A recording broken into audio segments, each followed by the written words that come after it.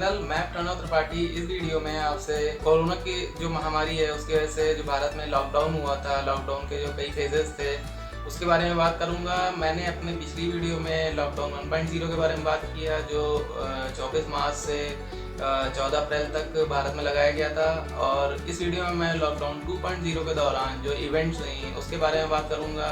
Lockdown 2.0 14 अप्रैल से 3 मई तक लगाया गया था। इस तरह की जो इमरजेंसी सिचुएशन किसी देश में आती है उसके बारे में जानने से हमें आगे किस तरह से अच्छी तरह से हम तैयार हो सकते हैं, how we can be better prepared for the next time in handling such kind of situation. तो इस वीडियो में हम उन इवेंट्स के बारे में थोड़ा बात करेंगे, एक समरी लेवल पे बात करेंगे जो उस लॉकडाउन 2.0 के पीरियड के दौरान हुई। इस तरह की जो महामारी होती है उसके दौरान, ये जो इमरजेंसी सिचुएशन होती है उसके दौरान जो इवेंट्स हुई उनके एक समरी इंफॉर्मेशन जानने, समझने या पढ़ने से हम फ्यूचर में किस तरह से हम इस तरह के सिचुएशन से डील कर सकते हैं इस बारे में हमें पता चलता है।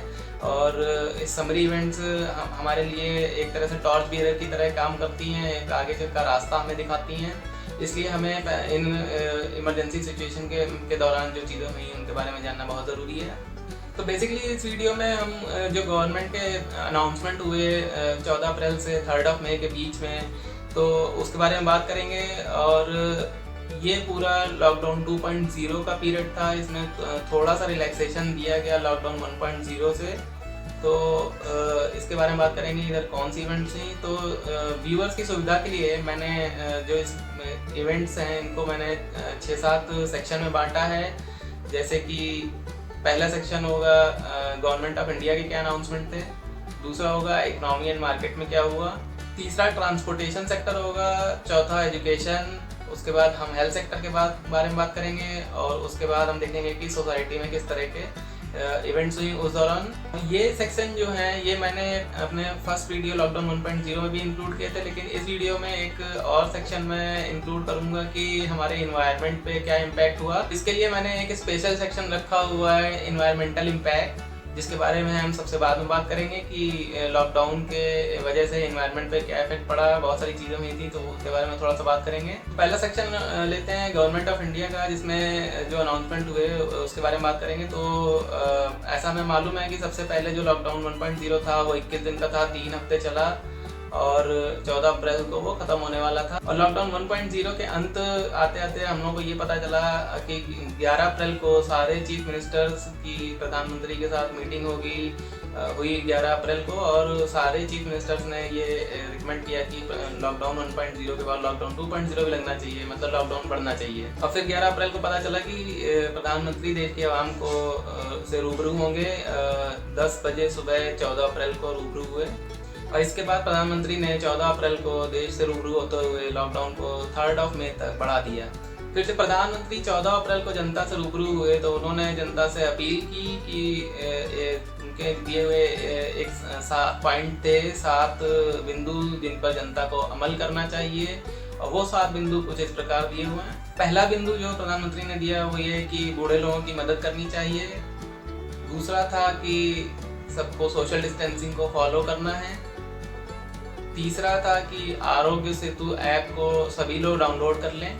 चौथा बिंदु था कि जनता में सभी को आयुष मिनिस्ट्री द्वारा दिए गए गाइडलाइंस को फॉलो करना है, और इम्यूनिटी बढ़ाने के लिए सभी लोग काढ़ा जैसी चीज़ों का सेवन करें। पांचवा बिंदु जो दिया गया वो ये था कि जो भी लोग ज़रूरतमंद हैं उनको हर संभव मदद की जाए। और छठा बिंदु था कि जो भी लोग दूसरों को काम दे रहे हैं, मतलब वो खुद एंटरप्रेन्योर है या कोई मिल चलाते हैं या कोई कारोबार कर रहे हैं, तो उन्होंने अगर किसी को काम पे रखा हुआ है तो उन्हें इस इमरजेंसी के दौरान जॉब से ना निकाला जाए।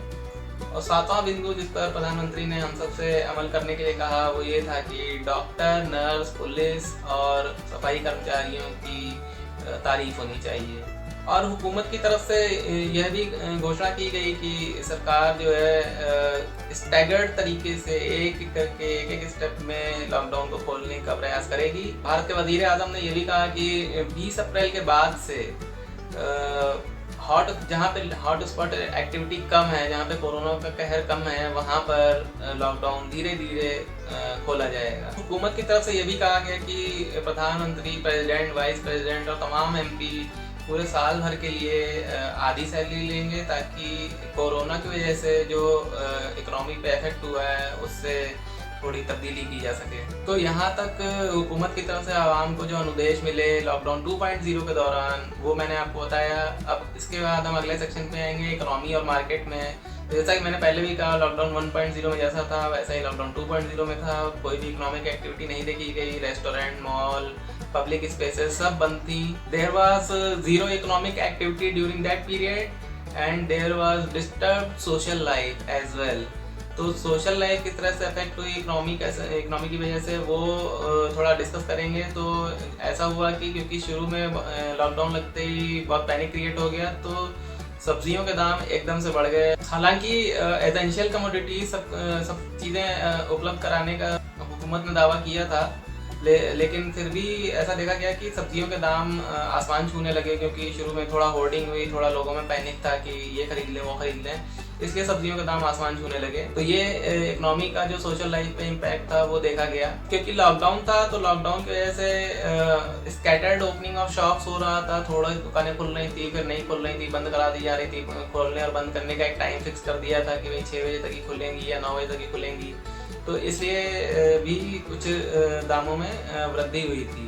अब इस तरह का जो सोशल और इकोनॉमिक जो डिसरप्शन होता है, तो इसमें सबसे पहले जो इफेक्ट होते हैं वो होते हैं बिलो पावर्टी लाइन के लोग, क्योंकि वो बहुत ज़्यादा चीज़ें अफोर्ड नहीं कर सकते हैं। उनका रोज़ाना कमाओ रोज़ाना उड़ाओ वाला रहता है कि भाई हमने आज कमाया आज ही खपत कर ली। और बिलो पावर्टी लाइन जो हुकूमत के द्वारा जो राशन दिया जाता है उस पर भी निर्भर करता है। इसलिए जो है सबसे ज़्यादा सब्जियों के दाम बढ़ने से बिलो पावर्टी लाइन को ही थोड़ा इफेक्ट हुआ। और इसके बाद लॉकडाउन 1.0 से 2.0 में जो चेंज आया इकोनॉमी में, वो ऐसा था कि रेड, ऑरेंज और ग्रीन जोनिंग की गई पूरे देश की। जहाँ पर ज़्यादा केस थे वो रेड, थोड़ा मॉडरेट था वहाँ ऑरेंज, और जहाँ पे केसेस नहीं थे वो ग्रीन जोन में आ गए। तो लॉकडाउन 2.0 के दौरान पूरे देश में अलग अलग ज़िलों को अलग अलग जोन में रखा गया।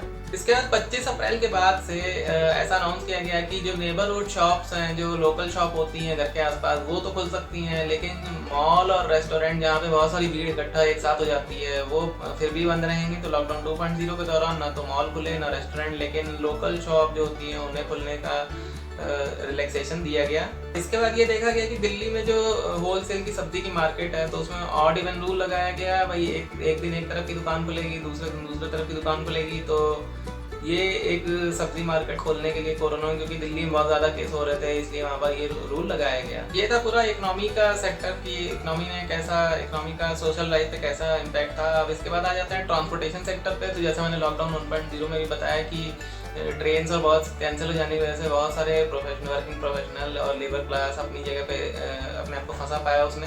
हालांकि लॉकडाउन 2.0 के दौरान ऑड इवन रूल सजेस्ट किया गया कि भाई रोड पे ट्रांसपोर्ट का कंजेशन कम करने के लिए ऑड इवन रूल लगा सकते हैं, ताकि इस तरह से जो लोग जो वर्किंग प्रोफेशनल और लेबर क्लास एक जगह पे फंसा हुआ है वो अपने घर तक पहुंच सके। अब क्योंकि दिल्ली और मुंबई एक ऐसे मेट्रोपॉलिटन शहर हैं जहां पर यूपी और बिहार से बहुत सारे लेबर जाते हैं काम करने के लिए, तो 2 मई को ऐसा बताया गया कि जो लेबर वहां पे फंसे हुए थे, जो घर वापस आना चाहते थे कोरोना लॉकडाउन के दौरान, क्योंकि सबको ऐसा लग रहा था लॉकडाउन बहुत लंबा चलेगा, सब लेबर वापस आना चाहते थे।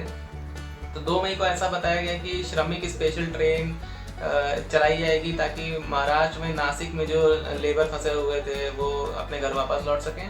तो ये था ट्रांसपोर्टेशन सेक्टर का समरी। अब अगर हम एजुकेशन सेक्टर की तरफ देखें तो क्योंकि लॉकडाउन 2.0 शुरू हो चुका था, 1.0 ख़त्म हो चुका था, तो बहुत सारे जो इंस्टीट्यूट थे, प्रोमिनेंट इंस्टीट्यूट हैं, IIT हैं, BNHS हैं, तो इन सब ने जो है ऑनलाइन कोर्सेज शुरू किए, सेमिनार वेबिनार वगैरह शुरू किए, ताकि लोग घर बैठ के ही पढ़ाई कर सकें और कुछ सीख सकें। जैसा कि बॉम्बे नेचुरल हिस्ट्री सोसाइटी, उसने कुछ short term online courses start किए, ताकि लोग उनके ऑर्गेनाइजेशन के बारे में जो कोर्सेज हैं वो जान सकें और वो ऑर्गेनाइजेशन क्या करता है उस बारे में लोग पढ़ सकें। अब अगर यूनिवर्सिटी लेवल पर बात करें तो लॉकडाउन बिल्कुल जो सेमेस्टर होता है उसके बीचों बीच लगाया गया, मार्च अप्रैल में लगाया गया। तो UGC ने कुछ गाइडलाइन इशू की कि जो सेमेस्टर चल रहा था 2019-20 का सेशन था, उसका सेमेस्टर अगस्त 2020 से शुरू होगा। और नेक्स्ट सेशन जो है 2020 टू 2021 वाला वो सितंबर 2020 से स्टार्ट होगा। तो ये यूजीसी की गाइडलाइन थी सारी यूनिवर्सिटीज़ को। तो ये यूजीसी ने गाइडलाइन इशू की 29 अप्रैल को सारी यूनिवर्सिटीज़ के लिए सारी गाइडलाइंस थी। तो ये कुछ इंपॉर्टेंट अनाउंसमेंट थी एजुकेशन सेक्टर में। अब अगर हेल्थ सेक्टर की तरफ देखें तो 6 अप्रैल तक ऐसा रिपोर्ट किया गया कि 69,000 लोग कोरोना की वजह से मर चुके थे। अब अगर एक तरह से देखा जाए तो इतने ज़्यादा केसेस और इतनी ज़्यादा डेथ होने का एक कारण ये भी बताया गया है कि there was weakness in infrastructure. जो इंफ्रास्ट्रक्चर है, हॉस्पिटल्स हैं, इनकी बहुत कमी है, डॉक्टर्स की बहुत कमी है। तो पूरा इंफ्रास्ट्रक्चर एक हेल्थ सेक्टर में थोड़ा वीकनेस पाई गई और there was lack of proper facilities. ऐसा पता चला कि कई जगह तो बहुत सारी चीज़ें उपलब्ध ही नहीं है कई हॉस्पिटल्स में। जो किट होनी चाहिए प्रॉपर एक पेशेंट को हैंडल करने के लिए वो भी वहाँ मौजूद नहीं थी।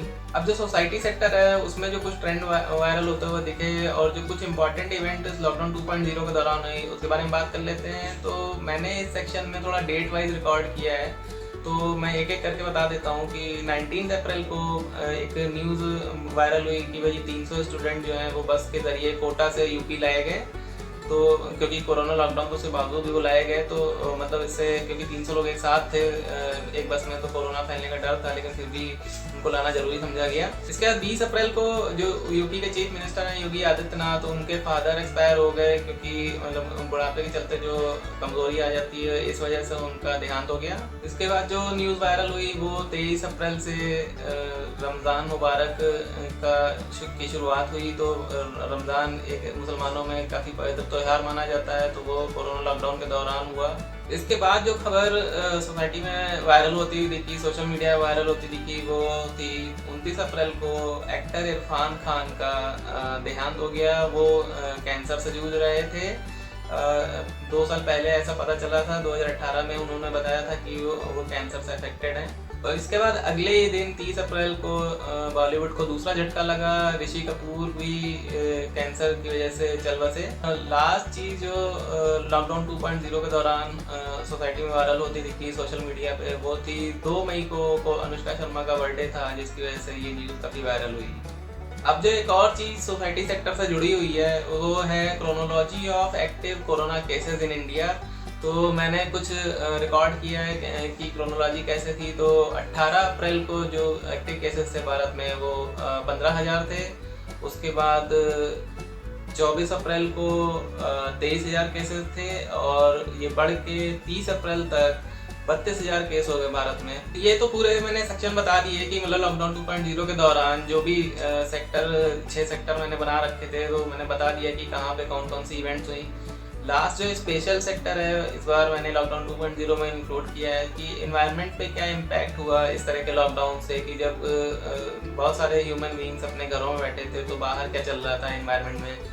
तो एक जो खबर वायरल हुई भारत में वो ये था कि पंजाब में जालंधर सिटी से हिमालय की चोटियाँ दिखने लगी। तो मतलब इतना साफ वातावरण हो गया, हवा इतनी क्लीन हो गई कि एक इतनी दूर सिटी से हमें हिमालय की चोटियाँ दिखने लगी। इसके बाद जो दूसरी खबर आई एनवायरनमेंट से रिलेटेड वो ये था कि गंगा नदी का पानी काफ़ी साफ़ हो गया था कोरोना लॉकडाउन के दौरान। तो वो इसलिए भी था क्योंकि जो है जब जालंधर सिटी से हिमालय की पहाड़ियाँ दिख सकती हैं, तो वो हिमालय से ही गंगा नदी भी निकली है तो वो भी साफ़ हो ही जाएगी।